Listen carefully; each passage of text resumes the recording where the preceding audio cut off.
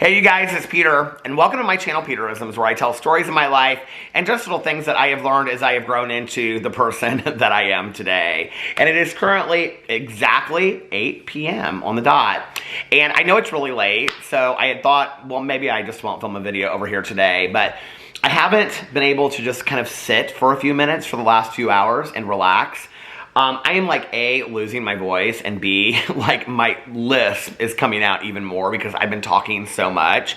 And oh, Boo Radley's behind her. He's making. Are you making your bed back there, Boo Radley? He's so cute. Anyway, so I was like, well, I'm gonna get up on video and I'm gonna read some meditations and just kind of. What are you doing? What are you doing back there, bud? And so I thought, well, like I said, I'm going to get on here and read a couple meditations and just kind of relax. So I'm figuring out what I want to do for dinner.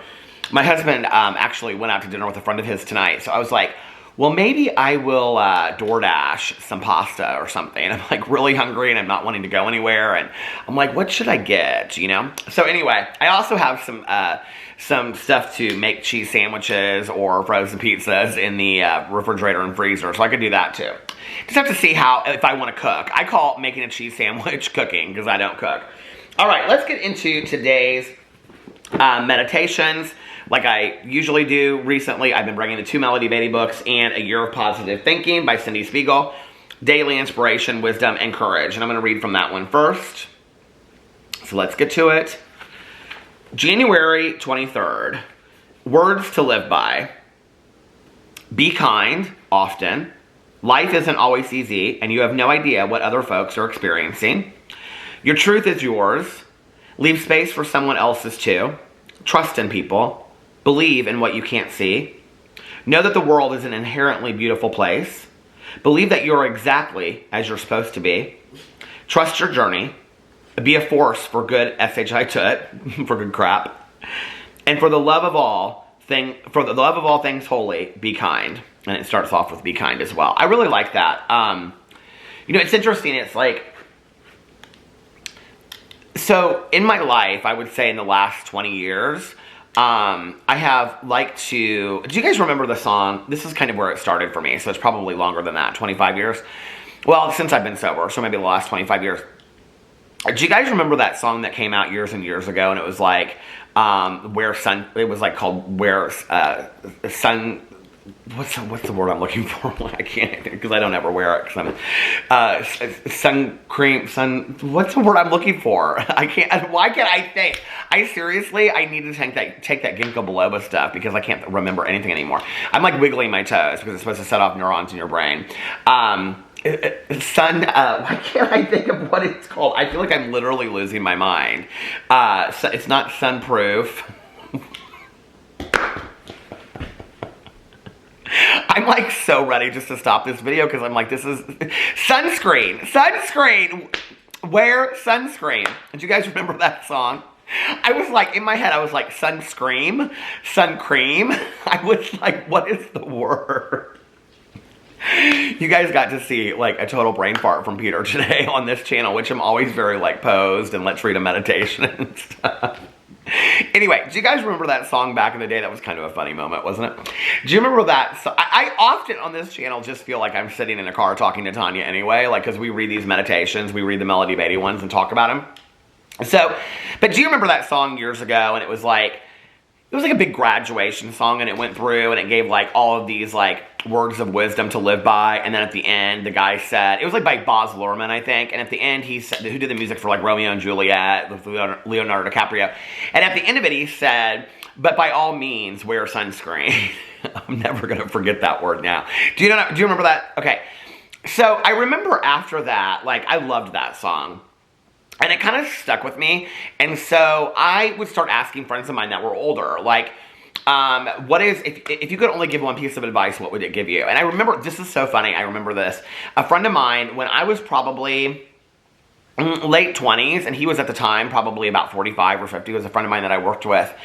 And I remember I asked them, I said, maybe I was 30, I don't know. I said, what's something that you wish you had known at my age, but that you know now and you wish you had done differently? And he said, I wish I would have bought property or a house. And I go, what? He goes, I wish I would have bought a house when I was in my early 20s. He was like, because you're paying all this money towards equity then, and then you actually are owning something, and by the time you're 35 or 40, he was like, you've got a lot of equity in a home, that means something other than paying apartment rent here, paying apartment rent there. I look back on my life, and I loved living in an apartment. I mean, as far as calling maintenance to come and fix something, it's easy peasy, right? But I look back on that, and I can remember when he told me that, and I was like, well, that's kind of a silly words of wisdom, don't you think? Of all the things in the world you're going to tell me I should stop renting an apartment and buy a house. Oh my God, he was so right though. Wasted money though, I always tell younger people that.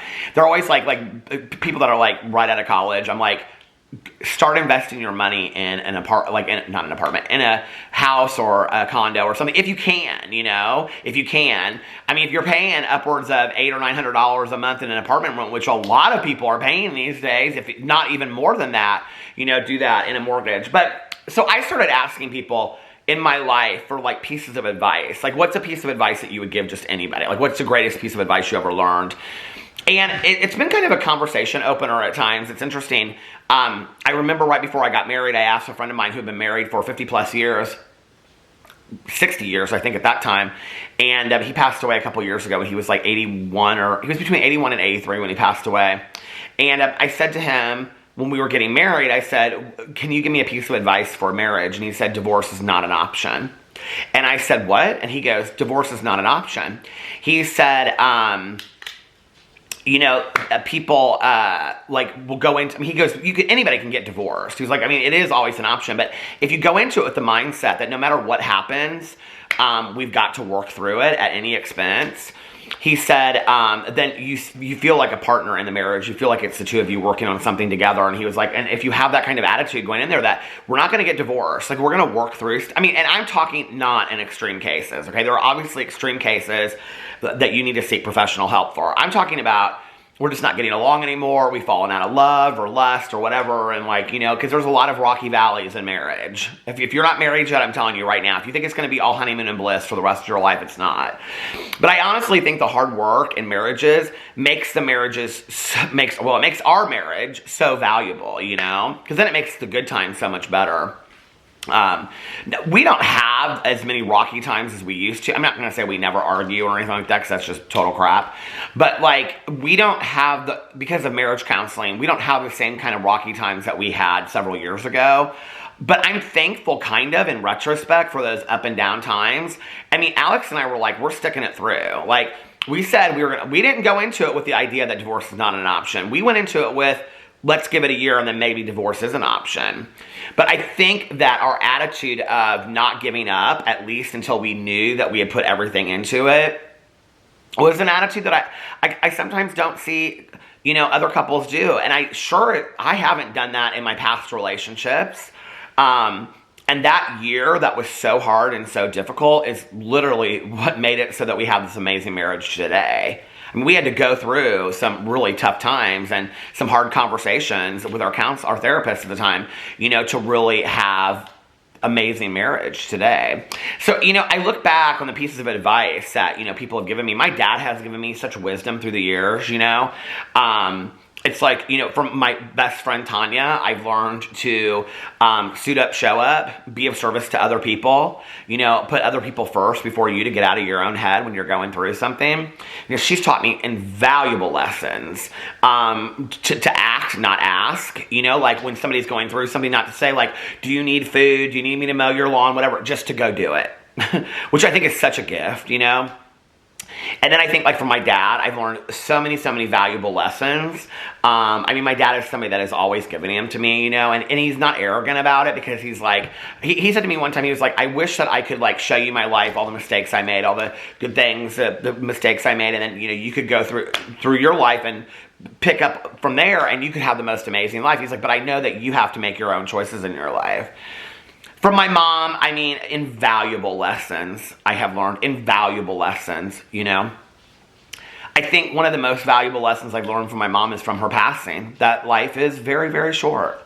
And, it's fragile. I learned it from my aunt as well, and my uncle. My uncle fought for the last 25 years because he was a long-term, heart patient.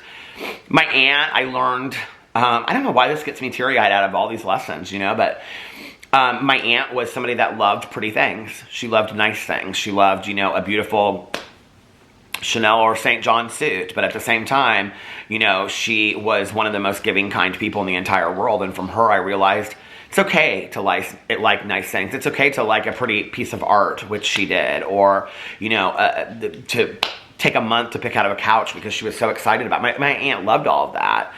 My aunt was also somebody that was one of the most giving and kind people I've ever seen in my entire life. I mean, beyond stuff that I even knew she did when she was alive, that I didn't even find out till after she was gone.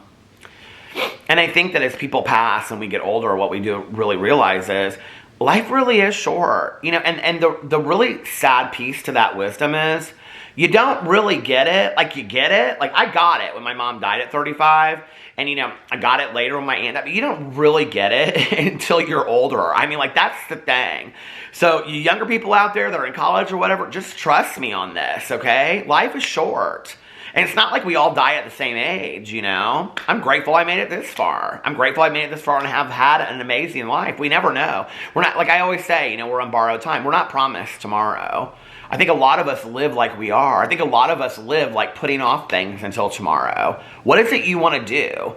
What's a big dream of yours? Even if it's as simple as, I've always wanted to read this book, or like for me, I've always wanted to watch The Godfather and the Star Wars series. Well, what am I waiting for, you know? Well, I did start Star Wars series, but... So, you know, I think that there's so many valuable lessons. Maybe look at all the people in your life and ask yourself, what's one lesson I learned from each of these people, you know? What's one valuable lesson? And then what you'll realize is that these people in your life, your family and your friends, they're not just a cast of characters that just happened along to be in your life. They're contributing greatly to your life.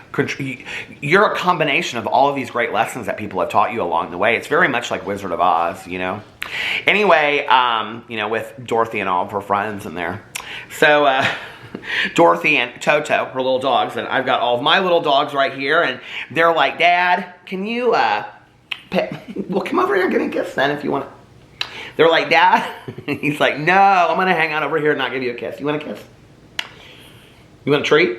You want a treat, don't you? He said, Dad, he goes, turn that camera off. It's time to have some fun. We are having fun. We're making videos. He said, no, running around kind of fun. And treats. Anyway, I love you guys. I'll see you tomorrow. Bye. Aw, thank you. Bye.